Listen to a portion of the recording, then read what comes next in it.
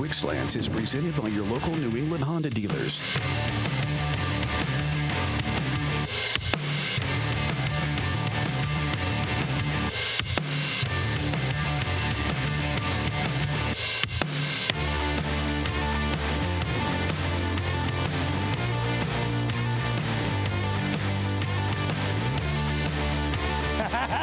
Good news!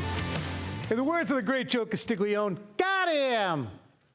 The Patriots put all their eggs in the Bill O'Brien basket, and thankfully for them and fans of watchable offensive football, it worked out. The team dug itself a hole offensively in 2022. Bill O'Brien is the ladder back to dry ground. It's good news all around. Check it out. Devin McCourty thinks so. It's that change. It's the new people coming in. And, I think that's what Billy O is going to bring offensively, is going to be just a new coach coming in. It's going to be what he does and everything. And everyone will have to buy in and learn and listen. And I think that's going to create a new kind of energy in life. All right, we'll talk to Dev more later in the show. We had him on the Patriots Talk podcast. This, of course, is Quick Slants. It is time now for the game plan. Of course, you'll hear more from Dev. And what's the ripple effect of the O'Brien hiring? How you like him now? Patriots, are they better? Angry Brady, we heard from him. Talking to Jim Gray, went up one side of him and down the other. Polls, comments, and of course, the great Kay Adams. Wait till you see this. Check this out. Hi, Kay. Look at that. Hey, Tom. Look at that. What do you mean? All this for Quick Slants, Kay? This is how I always look on your show. What do you mean? Okay. All right, fair. Something tells me she's going out tonight. Really? Look at my glam team is right here. They're wrapping up while we're doing this. But you and I have things to talk about, my friend. Time for Quick Fire, presented by your local New England Honda dealers. All right, here's what you're looking at, Tom E. It's the race for most all-time wins by a head coach, including the playoffs. That's important. Bill Belichick sitting pretty-ish, or not so pretty-ish, and 18 wins behind Don Shula for all time. What are your thoughts, Tommy? It gets prettier. That's my thought. Bill will help Bill. This allows the Bill O'Brien hiring, Kay, to go back and spend his time on defense, to just say, as he often did with Josh McDaniels, you know what, Billy? Take care of business over there. Let me know if you need me. I am going to spread myself around the roster as need be. And that, to me, is the biggest aspect of this hiring. Bill Belichick, he needed to get himself some people he trusted so he could, diffuse, D-I-F-F-U-S-E, his skills and talents, Kay. I'm excited to see what he does. I mean, we all wanted this to happen. I don't know how many Quick Slants viewers wanted it. Not a higher enough percentage on these polls. We have another poll question coming to keep you here for that. Oh, yeah, hold it. Speaking of O'Brien, here's a look at all the time that Bill was a quarterback coach or offensive coordinator in his career. Early on, he had jobs at Georgia Tech and Duke, of course, before the stint with the Patriots, and then his OC spot in Alabama. What's the Mac factor here? I think it's great because if you look at that, he's done both jobs. So the Patriots most likely won't have to bring in a quarterbacks coach. They can if they want to. But Bill O'Brien has done both jobs, and he already has familiarity with Mac because when Billy O'Brien was hired by Alabama, Mac was just leaving. They met. They spoke a lot about the Alabama offense. Mac showed him the ropes as to some of the language involved there. So they have an experience in working together. I think it's all to the good. The more time those two spend together, kind of in a little box, getting to know each other and understand each other, the better it will be. So huge. And we're going to get to this with Devin too, Kay. You got two guys who might be a little bit fiery and impassioned in the way they do their business. I think that's to the good. I think that helps both guys.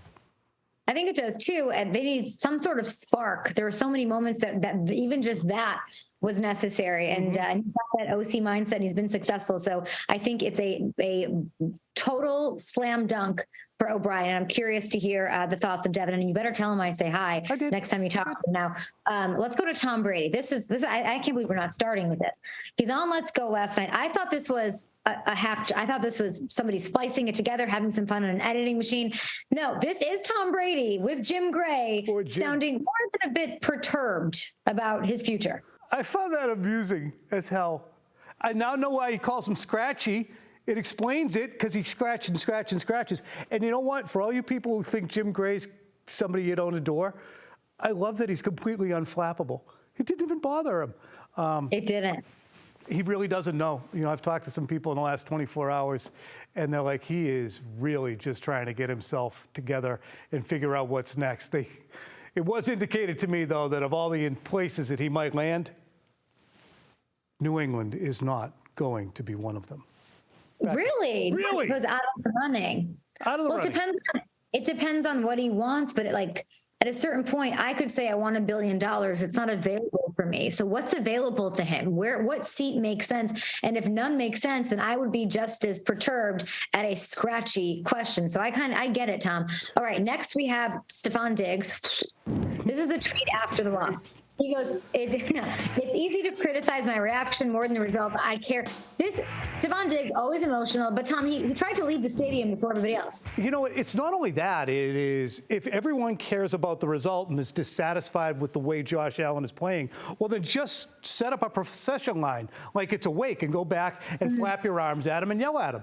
I mean, to me, you're not only showing up a teammate to say, yeah, it's not me, it's not Stephon Diggs, it's that guy. That guy who's helped carry the team for really 3 seasons now. But it's that guy who screwed up, and I want everyone out there to know it. And then additionally, if everybody cares so much, they want to leave before the coach talks and not even spend time with their teammates to commiserate about the season, well, then who's going to be left in the locker room? Everybody wants to leave. Nobody's happy. You don't get an award for being the most pissed off. Anything else? Wow. Sounds like you're a little scratchy. It's just a clown show I'm with itchy. that stuff. I'm itchy, you're scratchy. I don't know. Maybe he was just going over to Josh Allen and saying, I miss Brian Dable. I don't know. What do you think, Brian? I don't know. You don't have to look like one of those car wash things, though. Yeah, I don't quite know what that means. But listen, Adam Schefter said this on ESPN as it pertains to potential Aaron Rodgers trade. I don't think there's any way the Patriots would trade him in the NFC, and if they do go ahead and trade him, it would be to the AFC. So start having all the fun you want with all the teams in the AFC that need quarterbacks. Here's Aaron. Let's have the fun. Let's have the fun right now then. Las Vegas has an opportunity to go back and play with Devontae Adams again. He's certainly better than Derek Carr. So all the rock kicking Devontae Adams did about Derek Carr leaving, his former Fresno State teammate, he'd be a hell of a lot happier seeing Aaron Rodgers there. What else? Who do you got? Oh my gosh, for Aaron Rodgers, Green Bay, they're not treating him. I think if he wanted to leave, he would have left when things aren't as bad. And he wants players around him. I think we cannot underestimate, I'm not kidding, Christian Watson, his leaps and bounds every week getting better. They've got chemistry now. He's got at least something to hold on to. Does he really want to mess it up and go somewhere else? I don't think he does. It's Brady or Rodgers to the Raiders, period. End of story. Actually, well, then it's Brady. Picks left to trade. Well, yeah, but then where does Sean Payton go? That's all right, let's put a poll out because we like to do that. Kay, the question was, what's your personal excitement level at the news Bill O'Brien will be the Patriots OC? Peel me off the ceiling. 10%. I'm pretty excited, to be honest. 65%. 23% is withholding their glee. And 2% said, this is a huge mistake, Bill. Huge mistake, okay? So Dave wrote in, we appreciate the tweets, Dave. Last year, this would have been meh. Now having a retread who has actually coached offense seems exciting. That's how low the bar is. Kind of right. Jake says the team has a long shopping list, so not going to throw a parade, but for putting item number 1 in the cart. But it was an important step, no doubt. I mean, you need milk, they got milk, right? Yes. James says, Pats have an actual OC, someone who can work with Mac, might even score 30 points more than once next year. Hooray! Con, still a Bill guy. How much autonomy does Billy actually get? And Nick says, option number 5, holy crap, Brady is coming back. No, says you. Allow me to reiterate, there will be no Brady in New England, okay? I did some kicking around. That's not going to happen. Absolutely not. Growth potential. Leonard Hair Transplant Associates, if you need to get spruced up top. Devin McCourty, here's what he's done. A lot of damage over the years, a lot of damage. Bring him in now to talk about some of the moves the Patriots have made, well, today, right here on Quick Slants.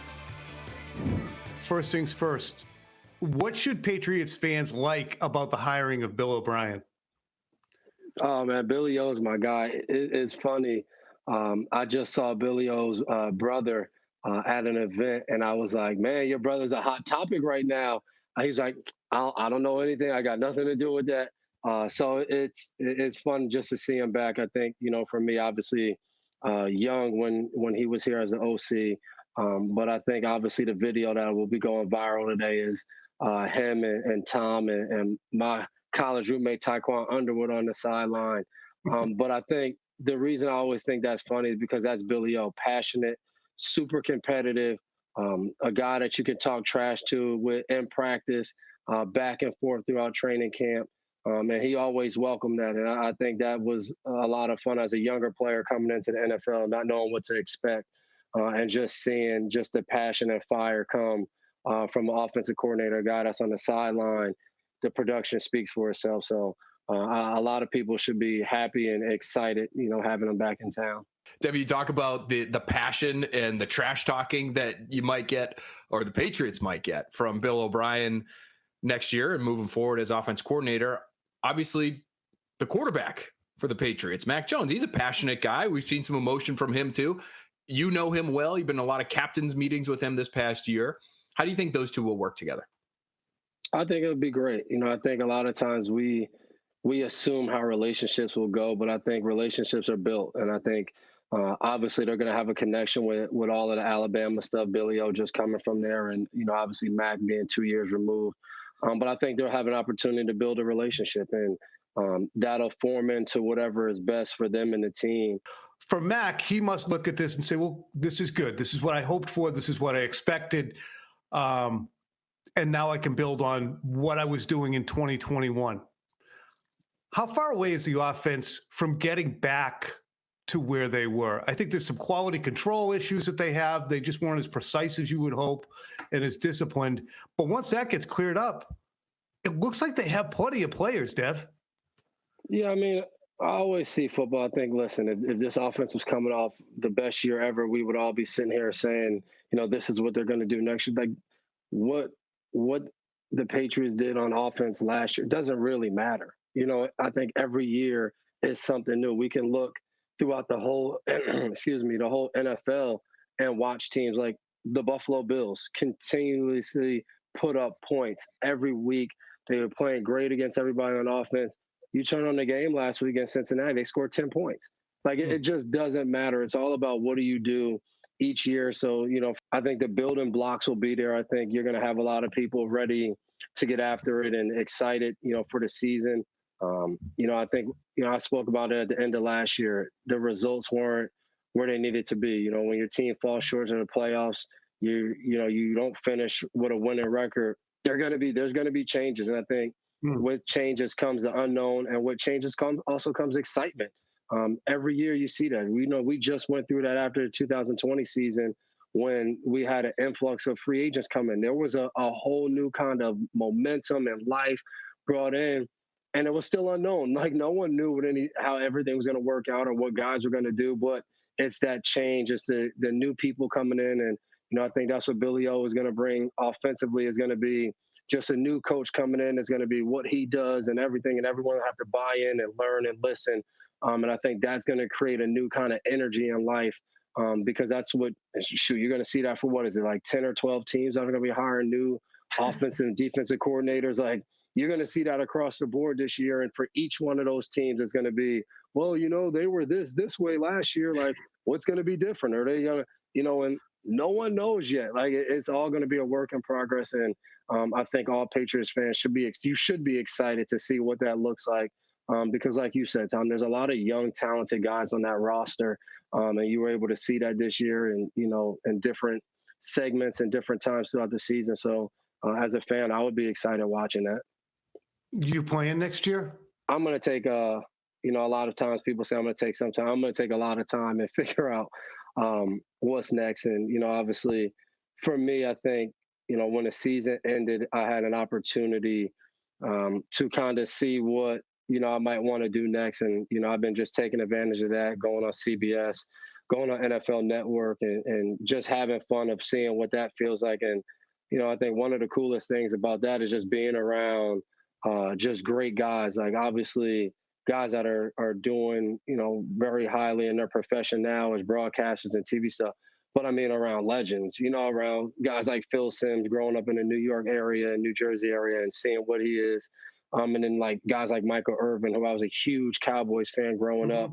and I'm sitting there on TV with him, and he's grabbing me and pulling me like he's back, stock blocking for Emmitt Smith. So I've had a lot of fun doing that, and I think the next phase will be hanging out with my family, vacations, and just seeing how I feel, and then deciding what will be next. It's funny, he didn't mention coming back to Quick Slants. Friday at 6 o'clock, check out the weekly spread. Tom Giles takes a look at the sports betting trends for the NFL Conference Championship games. It's presented by the WynnBET Sportsbook at Encore Boston Harbor. Boston's Sportsbook, coming soon.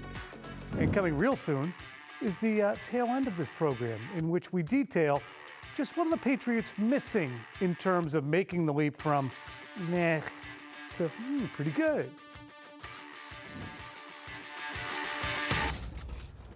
Now it's time for My Slant. Here is Nick Saban a couple years ago talking about the rise of offensive football. The game is different now. People score fast. The whole idea, like I grew up with the idea that you play good defense, you run the ball, you control vertical field position on special teams, and you're going to win. Whoever rushes the ball the most for the most yards is going to win the game. You're not going to win anything now doing that. Because the way the spread is, the way the rules are to run RPOs, the way the rules are that you can block downfield and throw the ball behind the line of scrimmage. Those rules have changed college football.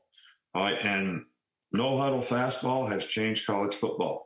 So I changed my philosophy about 5 or 6 years ago. It was more than that. When Lane came here, we said we got to outscore him. What's the point? What am I right? Because Nick Saban and Bill Belichick share a brain, and colleges feed the pros. And what did we see this past weekend?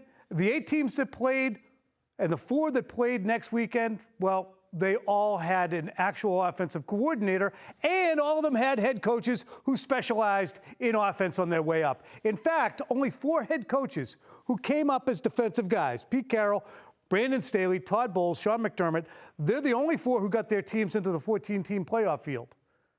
John Harbaugh was a special teams coach. The point is, all of them, including Harbaugh, lost. So if your head coach wasn't raised from the coaching womb, designing schemes to score, you didn't win.